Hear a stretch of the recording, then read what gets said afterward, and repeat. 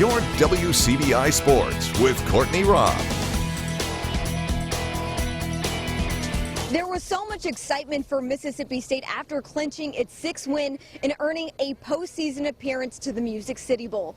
Fast forward to the Music City Bowl, the momentum that the Bulldogs may have had ending their regular season didn't stay with them too long. The Bulldogs started off hot, scoring 2 touchdowns by early in the second quarter. However, come halftime, the momentum switched to Louisville. The Cardinals coming out at the break and scoring 31 unanswered points. Tonight, a brand new age began in Oxford as Ole Miss welcomed home a new leader, head coach Lane Kiffin. After 3 seasons with the Rebels, the Matt Luke era has ended at Ole Miss. Coach Kiffin signing on to a 4-year deal through 2023 with Ole Miss, agreeing to that deal for $16.2 million.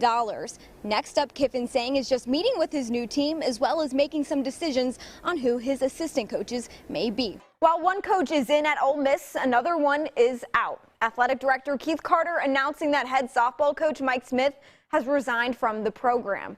Smith has been a topic of concern for Ole Miss in 2019. He was suspended from the Rebels opening weekend in February for what the program called not meeting the university's expectations. Normally, Mississippi State and cowbells are a package deal, except in the case of the Music City Bowl. Unfortunately for Bulldog fans, because Nissan Stadium is a designated Safety Act facility, the stadium has a policy prohibiting any noisemaker, including cowbells. That means Nashville could be lacking some of that memorable energy players and recruits love.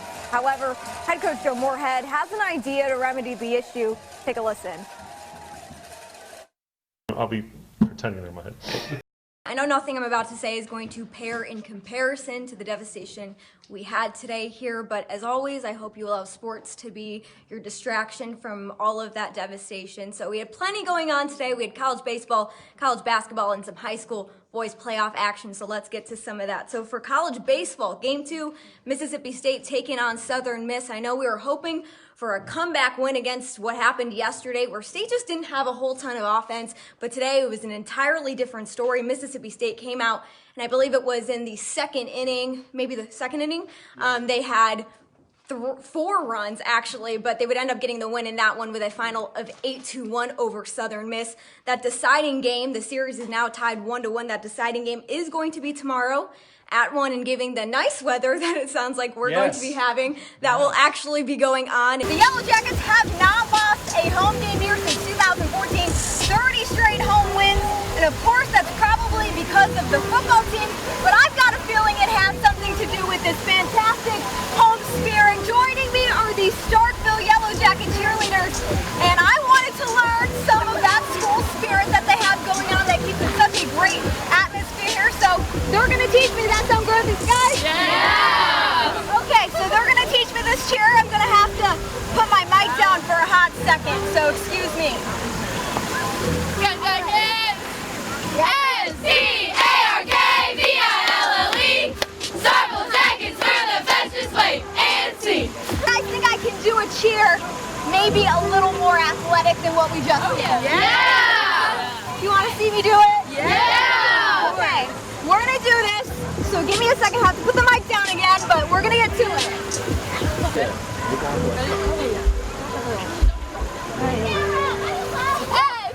S-C-A-R-K-V-I-L-L-E, Starkville Jackets, we're the fastest way, and see.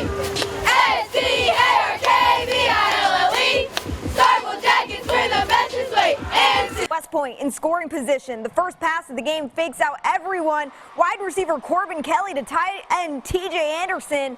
West Point takes the 14-7 lead right before halftime. You know the deal by now. Sheffield back to pass, no one open, takes it himself. 30 yards to the end zone he goes. 5 first-half drives, 5 touchdowns for Courtney. After suffering 2 straight losses for the first time since 2017, Mississippi State head coach Vic Schaefer calling out his team's immaturity. A minute later in the matchup, center Yamaya Morris in the paint, fighting her way inside, gets it to go. It's 10-9 Bulldogs. A few seconds left in the half. Forward Chloe Bibby with the offensive rebound. Out to guard Andra Espinoza Hunter. Bottoms. Mississippi State leads 30-25 at halftime. touchdown. Coach Moorhead finishes his second season as head coach with 2 postseason appearances, however, also 2 postseason losses. Now going forward, Moorhead must think about his 6-7 losing season as he prepares for year number 3. By the time the Mississippi State Bulldogs take the field for the Music City Bowl, it will have been a grand total of 33 days since State has played a football game. There's 2 ways to look at the time off. Either it's a good thing or a bad thing. MSU head coach Joe Moorhead saying the extra time off falls more on the beneficial side of things. Picked up by defensive back Trayvon Diggs. Watch the man run. A 100-yard return for the touchdown. I feel sorry for the team that plays Alabama next. That was the joke being made by Mississippi State fans after LSU handed Alabama its first loss of the season, 46-41. The joke being that next up for the Crimson Tide is in fact Mississippi State, and Alabama is expected to put up points in bunches out of pure revenge. Now, historically speaking, under head coach Nick Saban, Alabama outscores its opponents after losses 27-16 per game.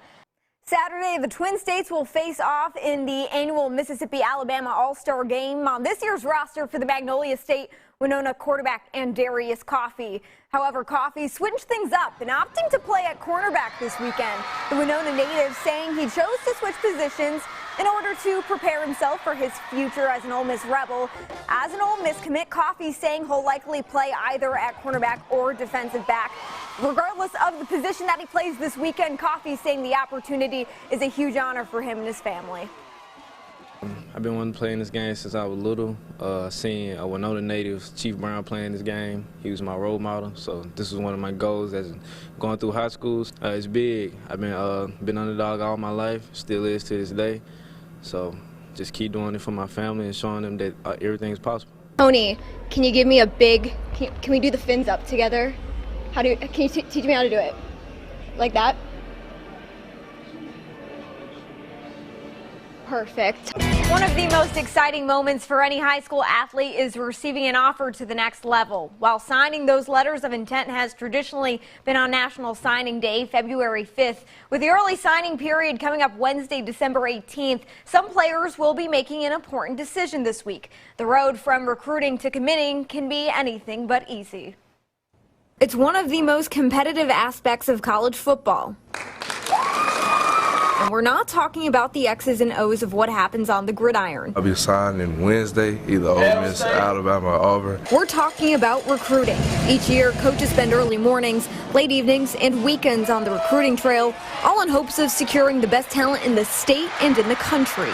We've dominated it, working hard to keep our 3rd consecutive top 25 class. Had a meeting with a recruit last night, and then I think 8 o'clock or something last night, and then had another one starting at 6:30 a.m. today. For the most part, football coaches have until February 5th to win over potential talent. However, with players opting to sign during the early period on December 18th, the timeline for coaches has shortened. Mississippi State head coach Joe Moorhead has spent plenty of time on the recruiting trail, ringing the bell and building his future roster. Into all 4 corners of the state, and a bunch of others, highways, dirt roads, Delta, Coast, it's been awesome. Great reception from the coaches, great reception from the kids and their parents, and quite frankly, every gas station you pop in or store to get a Diet Dew and a bag of chips, there's maroon and white everywhere. And Coach Moorhead already has commitments from Brandon quarterback Will Rogers and D'Iberville wide receiver Jaden Wally, just to name a couple. Ole Miss head football coach Lane Kiffin is in a different boat. After only taking over as the Rebels' new leader on December 8th, Kiffin has to work quick to maintain former head coach Matt Luke's commits. While the Rebels have seen a few losses since Luke's untimely departure, others, like Winona quarterback Andarius Coffey, don't mind the sudden coaching change. He's going to bring a lot of excitement to the school, change a lot of things around. I was really signed to play for Ole Miss. I never just looked at playing for a coach. I was just looking at playing for the school. For Coach Kiffin, building a solid roster starts from the ground up. They're not going to all be 5 stars, so developing the bottom of the roster so they can be productive and help us play. For Division I, high school football players have from December 18th through December 20th to sign during the early period. Those going D1 that are waiting until National Signing Day will have from that day on February 5th through April 1st, whereas those going Division II can sign from the 5th through August 1st of 2020.